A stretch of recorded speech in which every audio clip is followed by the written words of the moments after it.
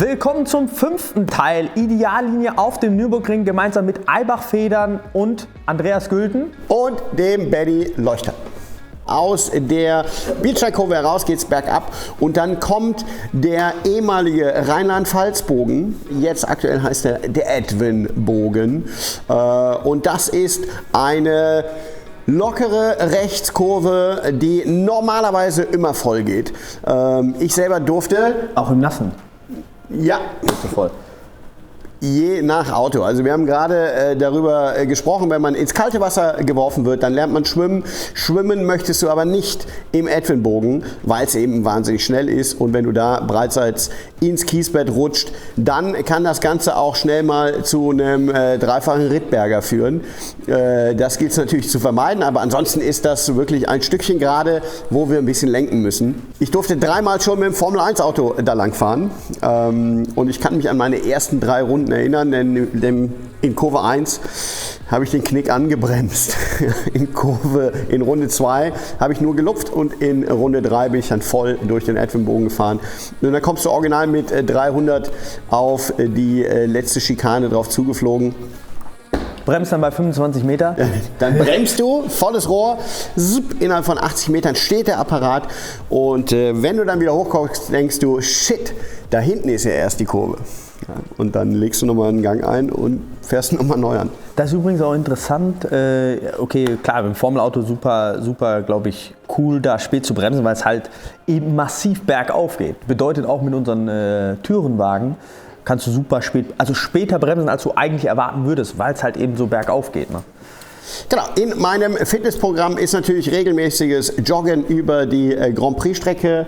Ich habe die Nordschleife eingeplant und tatsächlich hat auch die Grand Prix-Strecke relativ viel Topografie in sich.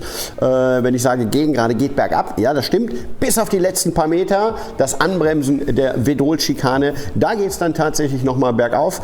Bedeutet, du kriegst extra Anpressdruck, du kannst sehr spät bremsen und die Schikane dann da durchzufliegen, gibt es ja auch eben 2 Varianten. Aber nochmal kurz zurück zum Thema Edwin-Bogen im Nassen. Da wollte ich noch mal ganz kurz einmal drauf eingehen.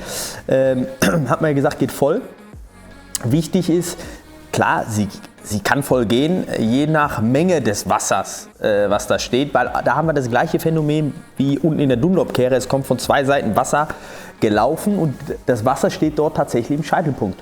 So, und auch Erlebnis von mir, ich weiß gar nicht, in welchem Jahr das war, bist gefahren, die Runden davor, easy flat, auch im Nassen.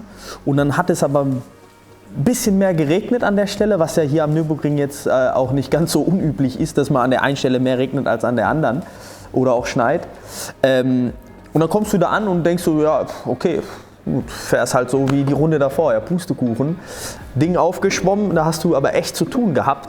Da eben nicht links ins Kies zu fahren. Also auch hier Obacht geben mit dem Wasser immer mal wieder, wenn es dann nass ist, immer so ein bisschen Straße lesen. Das ist, glaube ich, gerade hier insgesamt, das hatten wir auch schon in mehreren Folgen auch gesagt, super wichtig, dass wir da immer so ein zweites Auge in Richtung Strecke haben, Strecke lesen, wie viel Wasser steht da, wie sieht der Asphalt aus. Das ist wirklich wichtig und gerade bei den schnellen Ecken eben hier auch auf der Grand Prix-Strecke. Handbreit Wasser unterm Kiel, ja, das sollte man beim Bötchenfahren beachten. Im Rennauto ist es eher ungünstig. Deswegen natürlich all das, was wir euch sagen zu Regenlinien, das hat natürlich immer mit der Wassermenge zu tun. Dementsprechend die Pauschalaussage da bitte nicht uns festnageln, sondern immer mit einem wachen Auge über die Strecke fahren und natürlich auch entsprechend den Asphalt abscannen. Ende Gegengrade heißt es anbremsen für die Vedol-Schikane. Es gibt 3 Varianten. Ich erinnere an eine Sequenz aus VLN 5, muss es gewesen sein, aus dem letzten Jahr, Runde 38. Kann ich mich nicht mehr dran erinnern. Da ist mir ein Reh auf die Fahrbahn gesprungen und ich musste ausweichen. Ich habe ein bisschen recherchiert, habe mir tatsächlich noch ein paar Onboards angeschaut und das sprang mir ins Auge. Wir kennen den Herrn Leuchter als sehr freundlichen Typ. Ich grüße auch gerne mal während der Fahrt. Genau, Grüße gehen raus ans Girls Only Team. Benny hat freundlich gewunken und dabei aber die Schikane komplett verpasst. Ja, ich meine, es waren ziemlich viele Zuschauer vor Ort 2020 und ich wollte halt ein bisschen was auf jeden Fall für die, ich sage jetzt mal, Stimmung tun. Vorher ist der Andi gefahren, es war ein bisschen langweilig, weil er natürlich wie immer total sauberen Stiefel gefahren hat. Und ich dachte, bring mal ein bisschen Spannung rein. Wir gucken mal, wie die Rallycross-Eigenschaften von so einem Golf GTI TCR aussehen. Der Ayrton hat schon gesagt, we all looking for the emotions. Ein sehr emotionaler Moment, zumindest für mich beim Zuschauen. Die Schikane selbst, ja, auch das hat wieder mit Emotionen zu tun, denn wir fahren hier im Rahmen der NLS ja die schnelle Variante der Vedol-Schikane. Es gibt zwei Varianten, einmal ganz klassisch die sogenannte Formel-1-Variante und die schnelle Variante, die offiziell Motorrad-Variante genannt wird. Aber die schnelle ist auch die Schikane, die meiner Meinung nach deutlich mehr Spaß macht. Ja, macht deutlich mehr Spaß.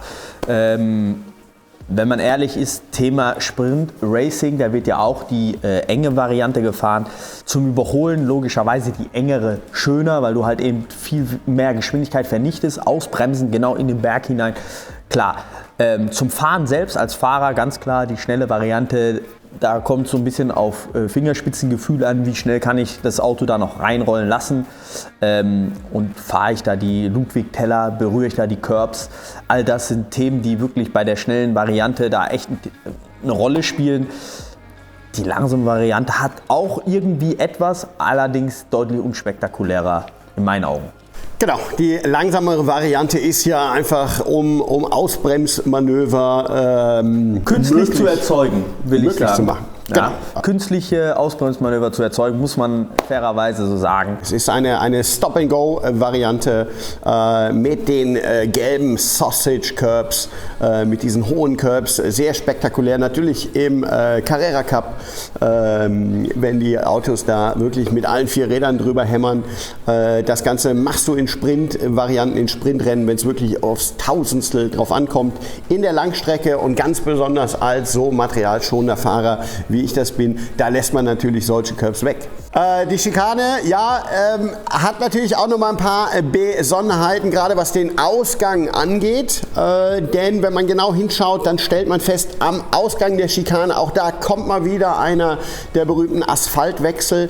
Außerdem geht es noch über eine leichte Kuppe drüber hinweg. Also auch da wird das Auto gerne mal leicht auf der Hinterachse am Ausgang. Deswegen da eben ein bisschen aufgepasst. Ganz genau. Die Geschwindigkeit aus der schnellen Schikane, wenn wir jetzt mal die Strecke weiterverfolgen, ist natürlich auch ausschlaggebend dafür, wie ich mich positioniere für die folgende Rechtskurve, die dann da kommt. Auch da übrigens gibt es sehr schöne Überholmanöver. Wenn es dann aus der Schikane heraus jemand macht in der Schikane einen Fehler, hast du echt eine super Chance, sowohl dann zu überholen, wenn es links auf die Nordschleife geht, aber eben auch, wenn es rechts weitergeht, nämlich auf der Grand Prix Strecke. Das war's mit dieser Folge von der Ideallinie auf der Nürburgring Grand Prix Strecke. Wenn ihr keine Folge mehr verpassen wollt, dann abonniert den Kanal. Und klickt auf die Glocke. Wir sehen uns bei der nächsten Folge.